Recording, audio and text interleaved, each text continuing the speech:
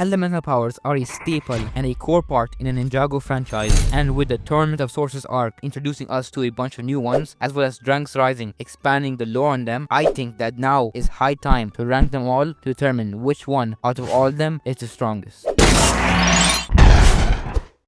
Before I start this ranking, I want to make it very clear that I am only covering elemental power, not elemental essence. So powers like creation, destruction, and gold won't be included. As well, here are the basic criteria on what I will be basing my ranking on. How strong it is, how versatile it is, and what restrictions it has, as well as how does it fit within the Ninjago world. And what I mean by that is, for example, let's say there was a power that gave you super strength, but in a Ninjago world everyone has high durability, then this power will be ranked lower than if everyone in Ninjago world had a normal durability. But this is just an example. That being said, let's start.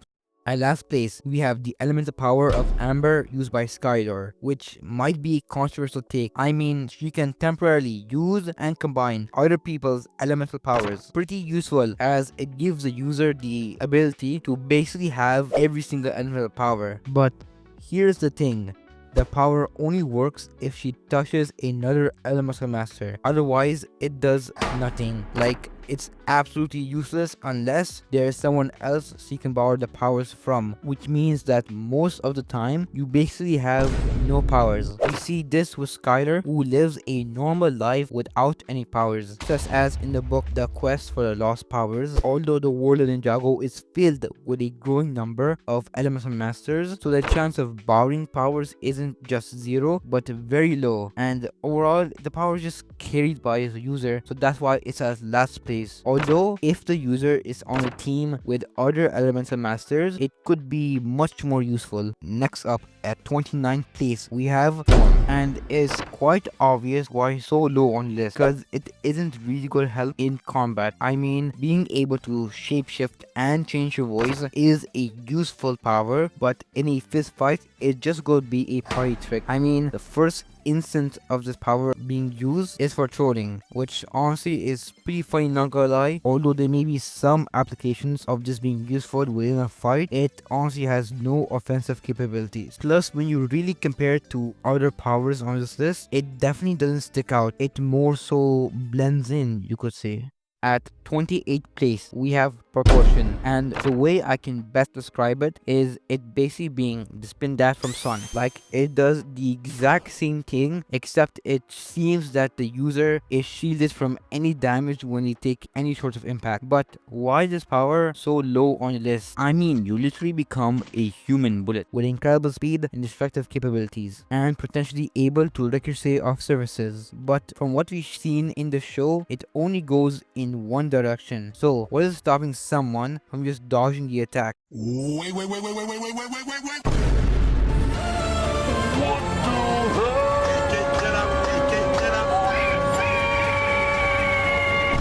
Yeah, not looking good for a power with barely any screen time. I mean, this right here is quite the weakness, but although this power has quite the potential, from what we have seen in the show thus far, is that it can easily be dodged, causing the user being left open for attack, which really bogs his power down. Next up, at 27th place, we have Figman. Unlike most powers introduced in the tournament, we actually get to see this one get a lot of action, notably when Zeatrix used it in our fight against Lloyd, and when Nox used it to solo basically everyone. But what does the power do exactly? Well, what it does is allow the user to create figments of themselves, basically clones that are intangible. Also to note, whatever the person is holding is also cloned. So what it appears that the power is able to do is create a number of figments, which we see go up to 6, and use these figments to distract or confuse the enemy, which is quite useful. But then, why is this power so low on the list, since it allows Zeatrix to keep Lloyd on edge, and how Nox was able to fight everyone by himself? Well, first of all, those figments were more useful since they had access to other projectile based powers, and these figments are, how do I say this, quite fragile. I mean, one hit and they're gone. As well as that, they really can't do much else other than confusing the opponent, and if you're able to keep up on who is the real one, then the power power becomes basically useless. So I would say it's fairly rated in 27th place. At 26th place, we have wait, am I reading this right? Surface tension? Wow, they'll really be making anything an elemental power now. Okay, but getting serious now, this power allows user to manipulate the surface tension of liquids such as water to create bubbles. Yeah, which may not sound interesting, but you see, these bubbles are quite weak, but using the power of surface tension, the user is able to interact with these bubbles without popping them, which allows for some versatile movements, but this power really doesn't do much else. Yes, it was useful to Zero Trick in her battle against Lloyd, but that because she combined it with other elemental powers. So in the end, although more useful than the other powers we have seen, is still at the end of the day just a bunch of bubbles. Moving up to 25th place, we have balance, and you might not think much of this power at first glance, but if I was to choose any elemental power from the show, I would personally want balance to be one of them, since the abilities this gives to the user is able to, well, keep their balance.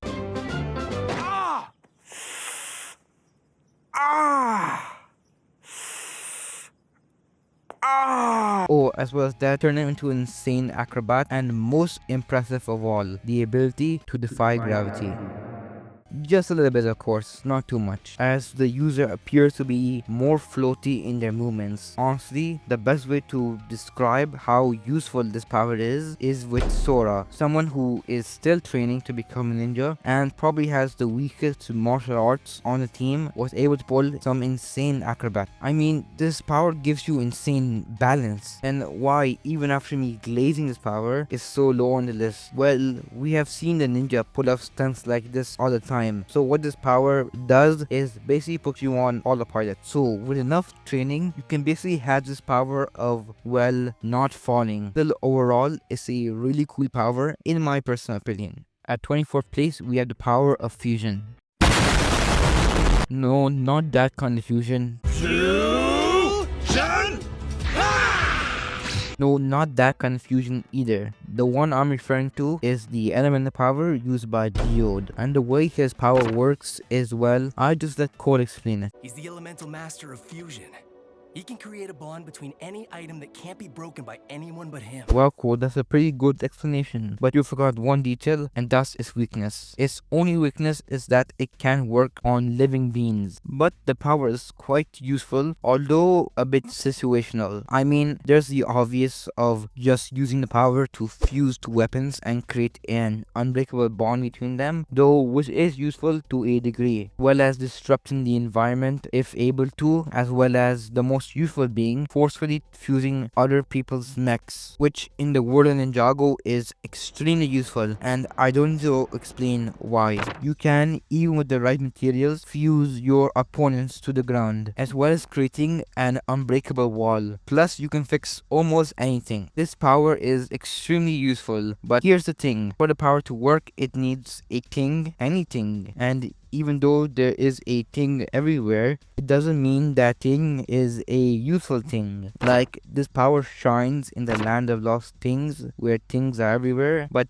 that's enough of the thing. Honestly, this power is very useful, but if the user has nothing to fuse with, then honestly, he can't really do much. And that's why it's at 24th place. Now, at 23rd place, we have poison. And, well, it's quite simple why it's up here. This being our first purely offensive power, the ability allows the user to create poisonous gas clouds, and we all know that poison is bad, and we have seen it being effective in knocking out and disorienting people, so it's definitely not weak, but it has a weakness, and that is wearing a mask. Going up to 22nd place, we have water, and I know what you're thinking, water should be higher. I mean, you're able to control water, whether it's raining or in a bottle or inside someone. You're able to manipulate it. You can create giant tornadoes and power Alpha Blast. Create shields of water around yourself and use it to, well, basically fly. And you can talk to fish. With all these abilities, why it is so low on the list? Well, it's because of one fatal weakness, and that it needs water to work. So if it's too dry or too cold, it straight up doesn't work. And I mean, even so, how lucky in the world, Ninjago, are you gonna be in that situation?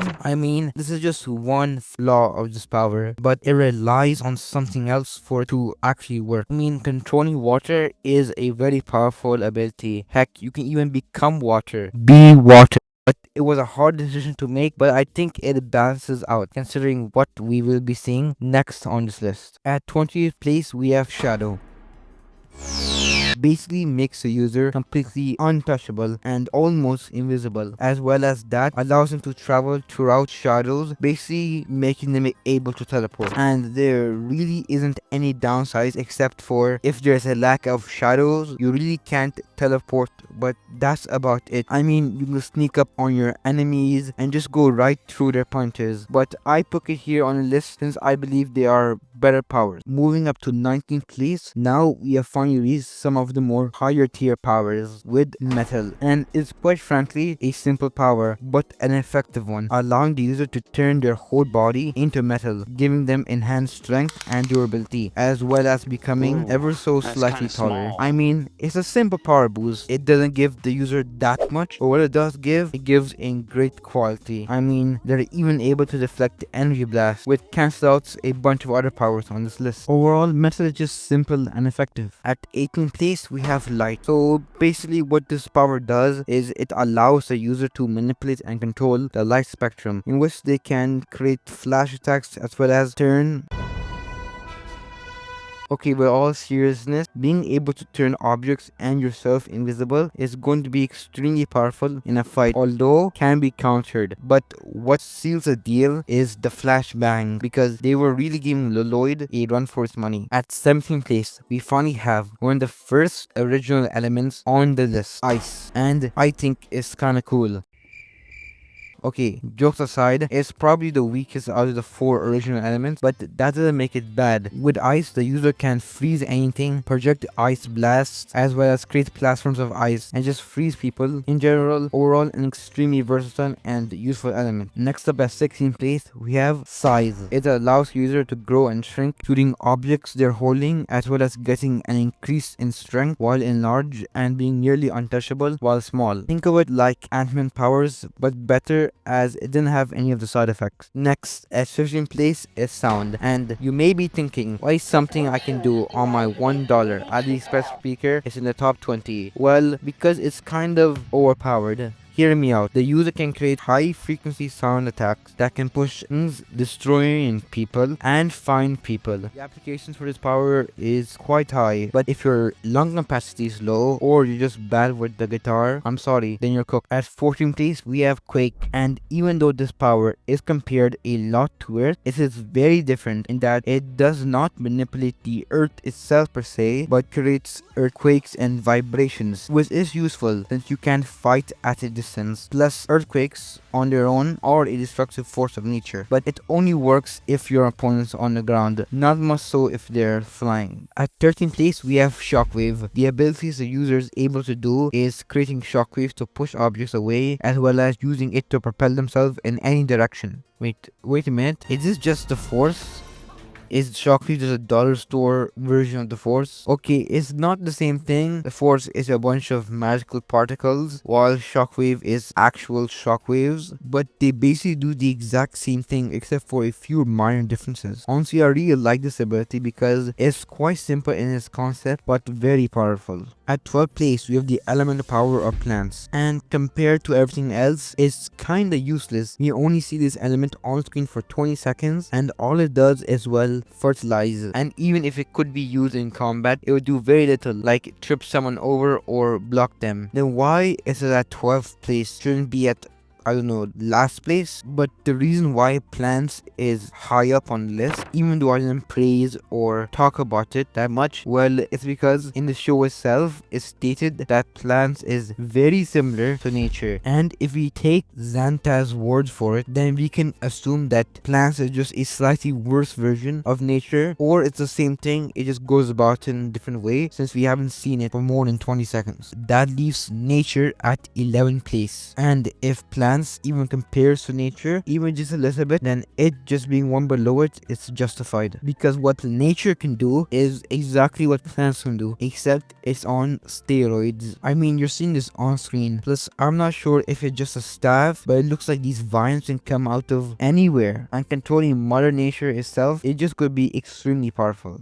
Okay, just like with plants and nature, we have heat and fire. Heat is simply just a weaker version of fire. And what can fire do? Well, whilst doing research for this video, I looked at the wiki and oh boy, look how much there is. But let's keep this quick. The user can create beams of fire and any type of blast in general, as well as the ability to control fire, be immune to fire. Oh, and you can literally fly. I mean, fire being in the top 10 makes sense. Although most people in Ninjago could easily get some armor that is resistant to it, but I mean, fire is still fire. Literally, you're not supposed to play with fire, but with the power you can. Moving up to 9th place is wind, and I know you're thinking, wind, the thing that comes out of my fan from Timu. Yeah, because have you seen what wind can do? Every time we have seen it, it is putting off some insane feats, with Moro using it to body and solo the ninjas, to Euphrasia stopping a kaiju and lifting up the entirety of Cloud City. Plus you can fly. I mean, you might be noticing a pattern here. Flying equals good. Sorry, that's basically just how I rank things, you know. Plus, like, come on, like, flying is already a broken ability by itself. At 8th place we have Reflex, and it's probably the best power in terms of combat prowess that we have seen in the tournament, since you gain the abilities of having insane reflexes, superhuman speed, and the ability to create powerful punches, and the ability to create after images to confuse your opponents. I mean, basically being a worse version of speed. It got a lot going for it. I mean, without Reflex allowing Sora to dodge Nox's attack, she probably would have lost. At 7th place is Lightning. It gives user all of that, which is the ability to control and manipulate lightning. And beside from the obvious of lightning being a overpowered ability, you got to remember in the world Ninjago, tech and mechs are really important, and lightning being able to power technology is overall going to be really important, at least within the context of Ninjago. On top of it already being a really powerful offensive power, its only weakness is that isn't effective and dangerous in water. Next at 6th place is gravity, and Sir Isaac Newton called, because now this is literally just the force. Well, not quite, but when you see stuff like this, it's easy to get confused. Plus the user can completely ignore gravity and just fly, which is kind of the whole point. I mean, you can negate gravity for someone else and yourself, which is quite powerful. Honestly, it just gives me Minecraft creative mode kind of vibes. Honestly, it doesn't even have any weaknesses as far as I'm concerned. Only one I can think of is some giant vacuum, but that's about it. Next up, in 5th place, now we're in the top 5, we have smoke. Well, is a better version of light and shadow, while still being completely different. Basically, the user ability allows them to project smoke blasts or bombs, if you will, and it allows them to turn to smoke itself, making them hard to see as well as making them completely untouchable. Thus, they can fly and kinda teleport within the state. I mean, every time we see someone use this power in a fight, they body their opponents. Unless your opponent is Kai, then you're cooked. At 4th place, we have power. No, wait, green. No, I mean energy. Wait, I think it's life. Yeah, I won't be surprised if in the next series it changed the name of Loi's power to something like grass. Well, what is it exactly besides whatever his name is? Well, it's basically a mix of lightning, shockwave, and fire from what I can tell. I mean, even Doc White, when asked about if every Source Dragon has a bit of Lloyd's power, he said, basically it's a mix of all those powers, but stronger, which I would say is a perfect way of putting it. So what can his power do exactly? Well, the obvious is Leloy can create energy blasts as well as creating shields. But other than that, he can basically do what lightning does. You know, he can power technologies and his energy blasts are deadly. Now we come to the top 3. at third place is the last of the 4 original powers of creation, and that is Earth. And oh boy, there's just a lot to cover here. First of all, it's the obvious that a user can control and manipulate the Earth itself, such as creating walls and throwing boulders. But since its initial introduction, it has evolved far past that. The user being able to now feel the Earth. The user also get insane superhuman strength and durability. And when I mean strength, I mean it. I mean lifting a car is one thing, but lifting boulders is another.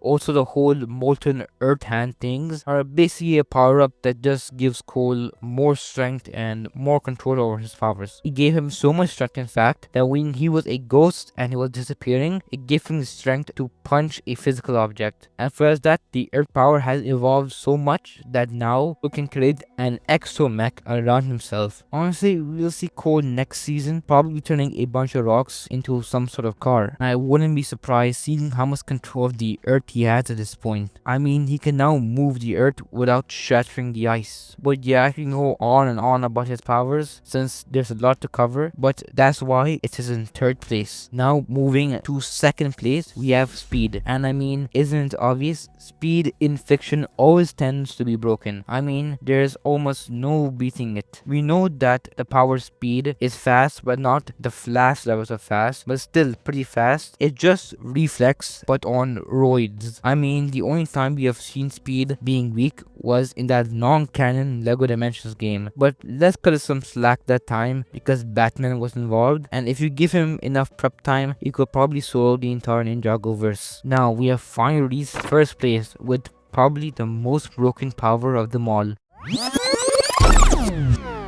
Yeah, it's pretty obvious why this is at first. I mean, it's said in the show. They're unbeatable, brother.